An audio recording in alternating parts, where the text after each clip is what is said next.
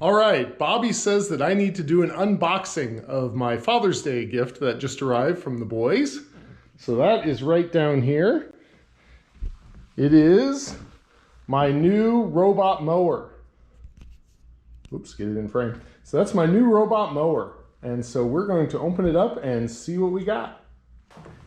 All right, I've already cut the tape, but I haven't opened the lid yet, so let's see what we got.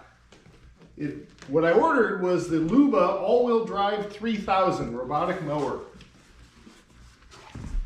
Keep the box and foam for return or repair use. All right, let's see, it looks like we got a user's manual here.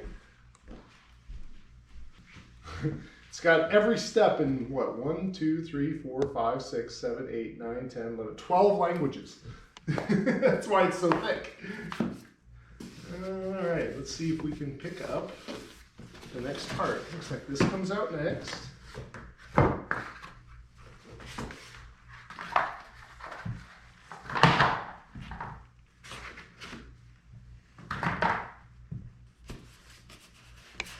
There is an accessory kit here.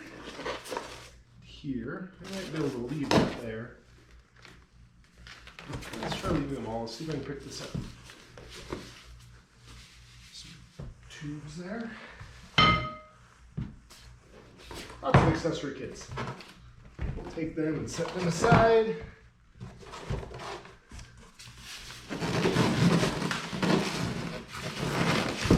Get to the heart of the matter.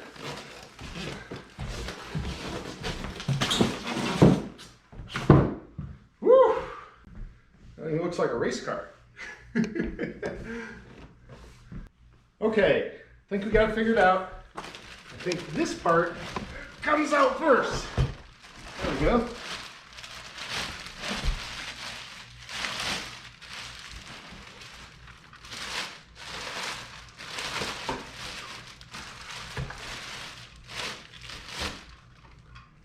Interesting front wheels.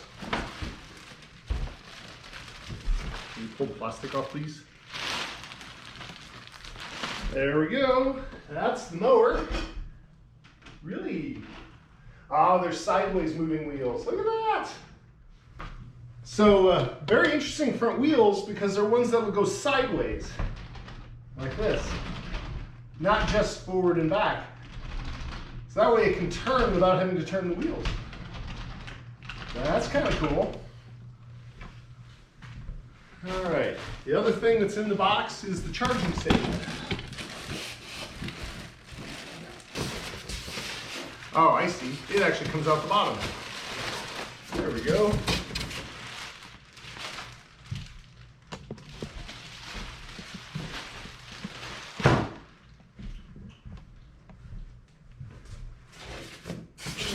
Everything out of there. Looks like it. All right, next step is going to be to figure out how to put it together. All right, we are going to set up Luba today. These are the parts it came with. There was a sheet of paper that had QR codes on it. One of the QR codes takes you to the user's manual, which is online and is pretty easy to follow. It's a PDF. You can download it, print it off if you want. I'm going to try to just work off of the electronic version. And so we're going to put it all together. Let's see how this goes. All right, I have installed the base station where the charger is, the RTK remote terminal for navigation, and I put the bumper on the front of the mower. That's really all the assembly it needed. This might not be the permanent place I leave this. I may have to move the RTK up on the roof somewhere, but we're going to try this out first because this was easy. So let's give it a shot. All right, it is time to start training Luba. I need to teach it what the boundaries are to our lawn so it knows what to mow. So off we go, following the instructions on the app. The first time you use the app, it prompts you with detailed instructions on how to use it. Out it goes.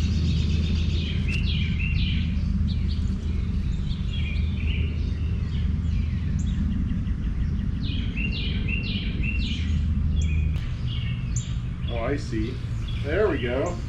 You steer the Luba with virtual joysticks on your phone, sort of like a video game.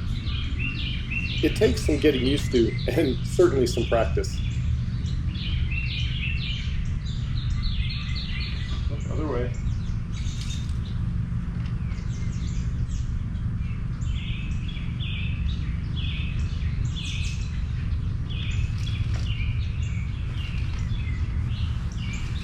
After a while, it sort of becomes second nature. It's really not that hard.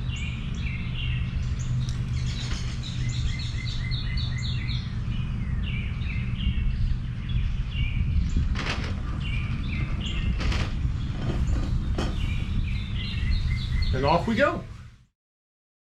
You define the boundary that Luba is allowed to mow in by remotely steering the mower around the edge of your lawn or around whatever it is you want it to mow.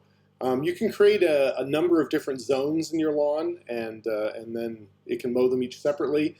And then a later step is you go back and you go around the edges of keep-out zones.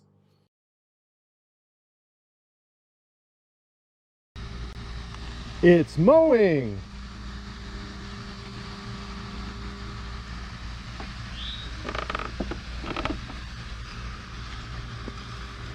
I just set up this little bitty oval patch here to see how it would work.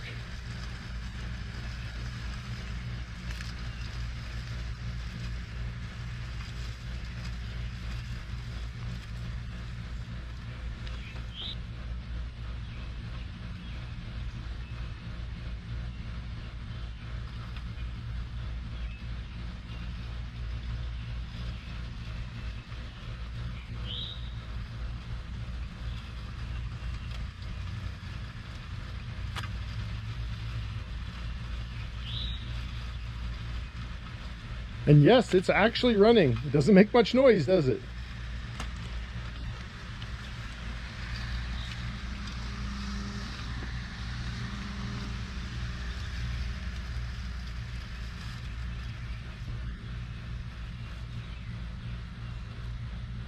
It has completed this first section of the lawn and is backing onto its charger.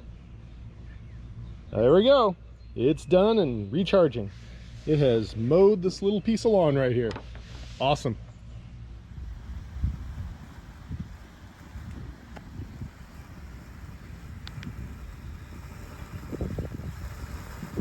Very quiet. This is the third time it's mowed the yard.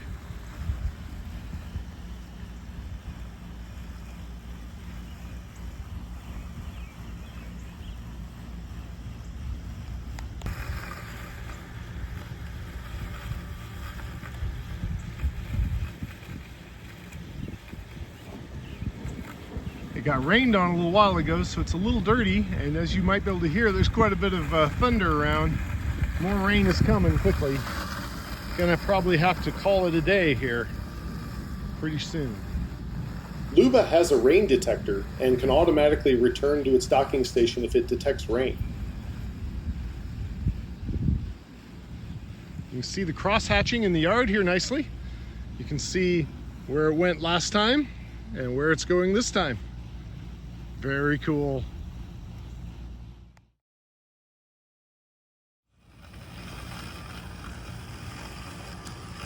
Back to mowing after the rainstorm, but I need to go pick up sticks now.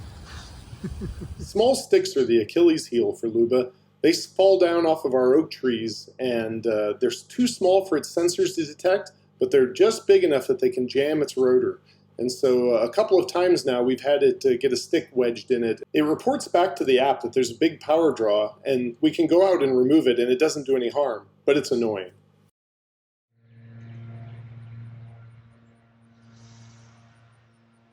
Luba passes from one mowing zone to another at predefined paths called channels, or I kind of think of them as bridges, that take you from one zone to another. It's crossing a bridge right now.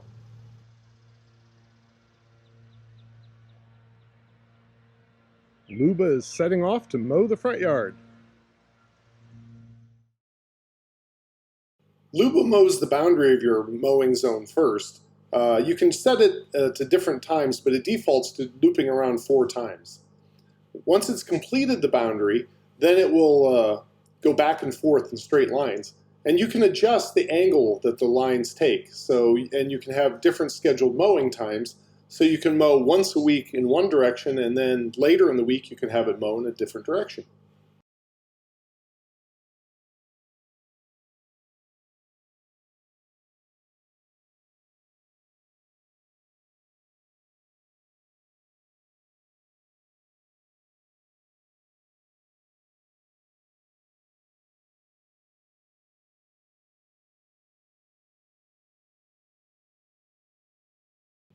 Okay, here you can see it starting to mow in straight lines, back and forth.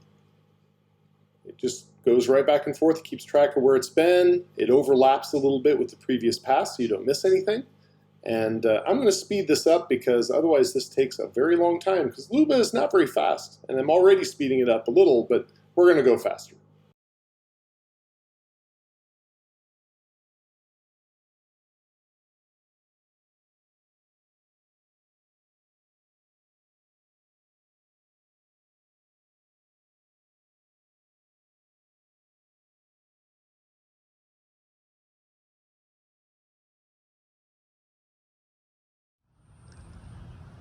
Here's Luba coming home after a hard day of mowing. And here you can see it crossing over that channel, which is the only place it's allowed to cross from that mowing zone into this one where it parks.